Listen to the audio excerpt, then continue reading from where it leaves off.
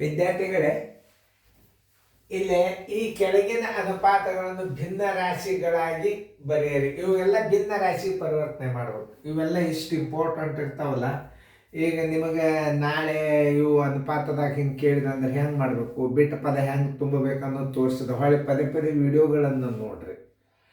ಈಗ ಸದ್ಯ ಇದನ್ನು ಭಿನ್ನ ರಾಶಿ ಒಳಗೆ ಈ ಅನುಪಾತನ ಭಿನ್ನ ರಾಶಿ ಒಳಗೆ ಬರೀರಿ ಅಂದ್ರೆ ಇದು ಮೊದಲ ಅಂಶ, ಇದು ಛೇದ.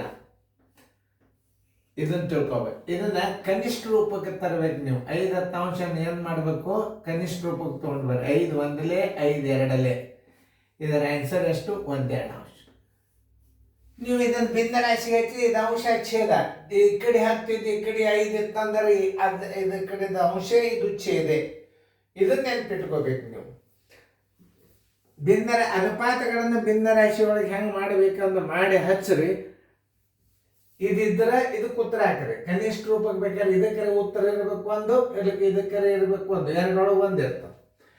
ಆಮೇಲೆ ಹಿಂಗೆ ಕೊಟ್ಟಾಗ ನಾವು ಭಿನ್ನ ರಾಶಿಗಳನ್ನು ಹೆಂಗೆ ಮಾಡಬೇಕು, ಇದು ಭಾಳ ಇಂಪಾರ್ಟೆಂಟ್. ನೀವು ಲಕ್ಷ ಕೊಟ್ಟು ನೋಡ್ಬೇಕು. ಯಾಕಂತಂದ್ರೆ ಇಂಥ ಭಿನ್ನ ರಾಶಿಗಳನ್ನು ಮೊದಲು ನೀವು ಭಾಳ ಹುಷಾರದಿಂದ, ನಾನು ಸರಳ ರೀತಿ ಒಳಗೆ ಕಲಿಸ್ತೀನಿ.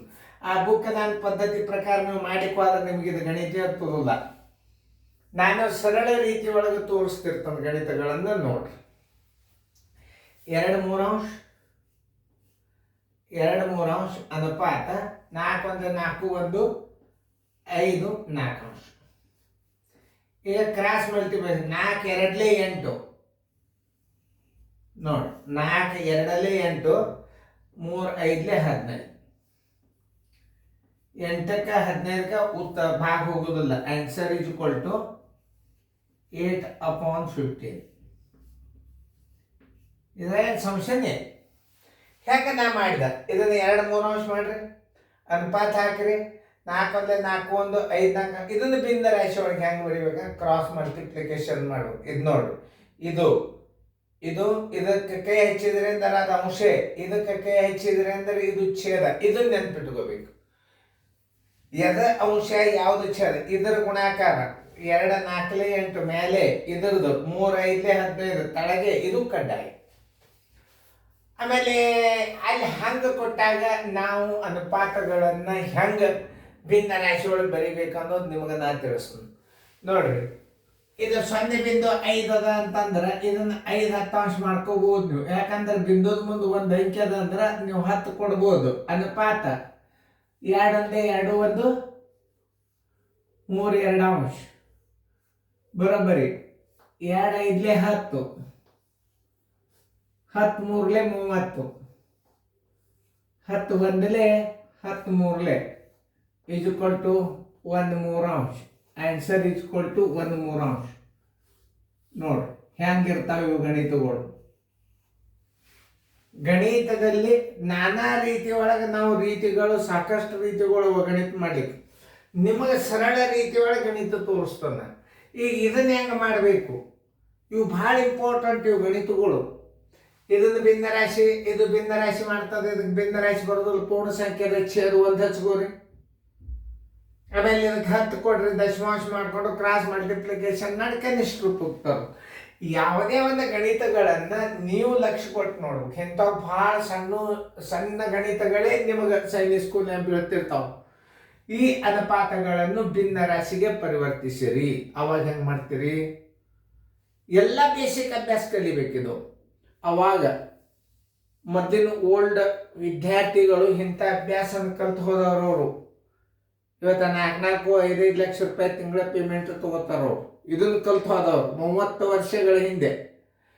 ಈ ಅಭ್ಯಾಸನ ಕಲ್ತು ಬಿಟ್ರಿ ಅಂದ್ರೆ ನಿಮಗೆ ಈಗಿನ ಅಭ್ಯಾಸಗಳನ್ನು ಹೆಂಗಂದ್ರೆ ಹರ್ಕೊಂಡು ಕೊಡ್ದಂಗೆ ನೀವು ಶಾಣ್ಯರಾಗಿಬಿಡ್ತೀರಿ. ಇದನ್ನು ಕಲ್ತೀರಿ ಅಂದ್ರೆ ಈಗಿನ ಅಭ್ಯಾಸ ನಿಮಗೆ ಏನದೇನಂತಾರಲ್ಲ, ಕೊಣ ತಿನ್ನೋ ದೇವ್ರಿಗೆ ಕೋಳಿ ಬಾನ ಮಾಡಿದ್ರೆ ಪುಚ್ಚ ಸುದ್ದಿಗೆ ಬಿಡ್ಲಿಲ್ಲ ಅಂತದ, ಪುಚ್ಚ ದರ್ಶನ ನಮ್ಗೆ ಬಿಡ್ತಂತದ. ಹಂಗೆ ಈ ಅಭ್ಯಾಸ ಕಲೀರಿ. ಈಗಿನ ಅಭ್ಯಾಸ ನಿಮಗೆ ಪ್ರಯತ್ನ ಮಾಡ್ರಿ, ನೀವು ತ್ರಾಸ ತಗೋರಿ. ನೋಡಿದ್ರೆ ಲಕ್ಷ ಕೊಟ್ಟು ಕಲಿಬೇಕನ್ನೋ ಭಾವನೆಯಿಂದ ನೋಡಿದ್ರೆ ಗಣಿತಗಳು ಎಲ್ಲ ನಿಮ್ಮನ್ನ ತಲೆ ಸೇರ್ಕೋತಾವ. ಆದ್ರೆ ಕಲಿಬೇಕನ್ನೋ ಭಾವನಾದಿಂದ ನೋಡ್ರಿ ಗಣಿತ ಸರ್ ಹೆಂಗೆ ತಿಳಿಸಿದ್ರಿ ತನ್ನ. ಈಗ ನೋಡಿ 2 ಅದ, ಛೇದ 1 ಹಚ್ಕೋರಿ, ಅನುಪಾತ ಹಚ್ಚರಿ. ಇದನ್ನು 16 ಮಾಡಬೇಕಾದ್ರೆ ತಳಗ 10 ಹಚ್ಬೇಕು. ದಶಮಾಂಶ ಅಂದ್ರೆ 1 ಸ್ಥಾನ ಬಿಟ್ಟು ಅಂಕಿ ಅದ ಅಂದ್ರೆ 10 ಹಚ್ಚ್ರಿ. ಕ್ರಾಸ್ ಮಲ್ಟಿಪ್ಲಿಕೇಶನ್ ಮಾಡಿ 2 10 20. ಇದು ನೋಡ್ರಿ, ಇದು ಭಾಳ ಇಂಪಾರ್ಟೆಂಟ್. 2 10 20, 16 1 16, 4 5 20, 4 4 16, ಬರೋಬ್ಬರಿ 5 4 ಬರೋಬ್ಬರಿ 1 ಪೂರ್ಣಾಂಕ 1 4. ಬೇಕಾದ್ರೆ ಹಿಂಗಿರ್ಬೋದು ಉತ್ತರ, ಬೇಕಾದ್ರೆ ಹಿಂಗಿದ್ರೆ ಹಿಂಗೆ ಹಾಕ್ರಿ, ಹಿಂಗಿದ್ರೆ ಹಿಂಗೆ ಹಾಕ್ರಿ. ಎಷ್ಟ ಹೆಂಗೆ ನೀವು ತಿಳ್ಕೊಬೇಕನ್ನೋದು ಹೇಳ್ತಾರೆ. ಭಿನ್ನ ರಾಶಿ ಒಳಗೆ ಬರೀರಿ. 5 ತಳಗ 10 ಹಿಂಗಿದ್ರೆ ಇದಕ್ಕೆ ಹಾಕ್ರಿ. ಕನಿಷ್ಠ ರೂಪಕ್ಕೆ ತಂದಿದ್ರೆ 1 2 ಅಂಶಕ್ಕೆ ಹಾಕ್ರಿ. ಇದನ್ನು 2 3 ಅಂಶ, 4 1 4 1 5 4 ಅಂಶ. Cross multiplication 2 4 8, 3 5 15.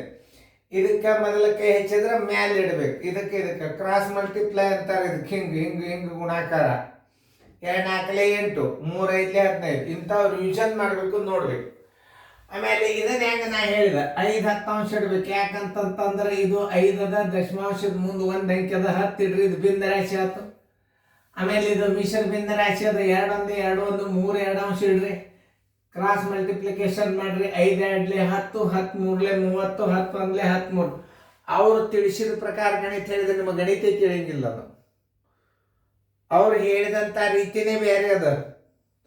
ಅವುಗಳ ಭಿನ್ನ ರಾಶಿಯನ್ನು ಇಟ್ಟು ಮ್ಯಾಲಿಟ್ಟು ತಳಗಿಟ್ಟು ನನ್ನದೇ ಉತ್ತರ ಬರ್ತದದು. ಆದ್ರೆ ನಿಮಗೆ ಸರಳ ರೀತಿಯಲ್ಲಿ ಗಣಿತಗಳನ್ನು ನಾನು ಕಂಡುಹಿಡೋದು. ಇದು ರೀತಿ ಎಕ್ಸಾಕ್ಟ್ಲಿ ಕರೆಕ್ಟ್. ಇದು ನೋಡಿ, ಈಗ ಇಲ್ಲಿ 2 ಅದ, ಛೇದ 1. ಆಮೇಲೆ 1 ಮುಂದೆ 1 ಅಂಕಿ ಅದಂದ್ರೆ 10 ಇಡ್ರಿ. ಇದು ಕ್ರಾಸ್ ಮಲ್ಟಿಪ್ಲಿಕೇಶನ್ 2 10 20, 16 1 16. ಕನಿಷ್ಠ ರೂಪಕ್ಕೆ ತೊಗೊಂಡು ಬರೀ 5 4 ಅಂಶ. ಹಿಂಗೂ ಉತ್ತರ ಇರ್ಬೋದು, ಹಿಂಗೂ ಉತ್ತರ ಇರ್ಬೋದು. ಮತ್ತೊಂದ್ಸಲ ವಿಡಿಯೋ ಪ್ಲೇ ಮಾಡಿ ನೋಡಿ. ಇಂಥ ಸಣ್ಣ ಸಣ್ಣ ಲೆಕ್ಕಗಳೇ ನಿಮಗೆ ಬರಬೇಕು. ಅಂದ್ರೆ ಅದಕ್ಕೆ ಒಂದು ಇದಿರ್ತದೆ. ಹೆಚ್ಚು ಉತ್ತರ ಯಾವ್ದು ಇರ್ತದಂದ್ರೆ ನಿಮ್ಗೆ ಹಿಂಗೆ ಉತ್ತರ ಇರ್ಬೋದು, ಇದಕ್ಕೆ ನೀವು ಉತ್ತರನೂ ಹಾಕ್ಬೋದು, ಅದಕ್ಕೂ ಹಾಕ್ಬೋದು. ಇದಕ್ಕೆ ಹೆಚ್ಚು ಮಾನ್ಯತೆ ಕೊಡ್ತಾನೆ ನಾ. ಇದಕ್ಕಿಂತಲೂ ಇದೇ ಇರ್ಬೋದು ಉತ್ತರ.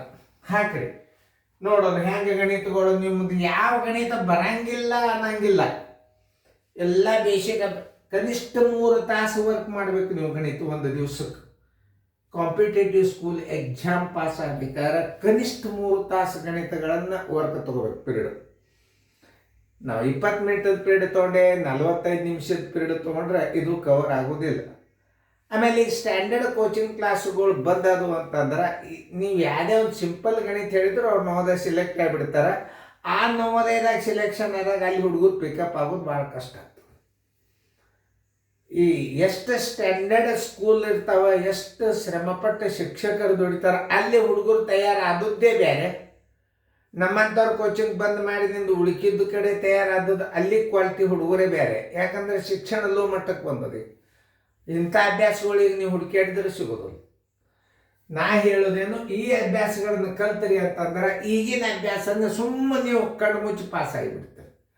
ಶಾಣೆತನ ನಿಮ್ಮ ತಲೆಯಾಗಿರ್ತದೆ, ಪರೀಕ್ಷೆ ಈಸಿ ಆಗ್ತದೆ.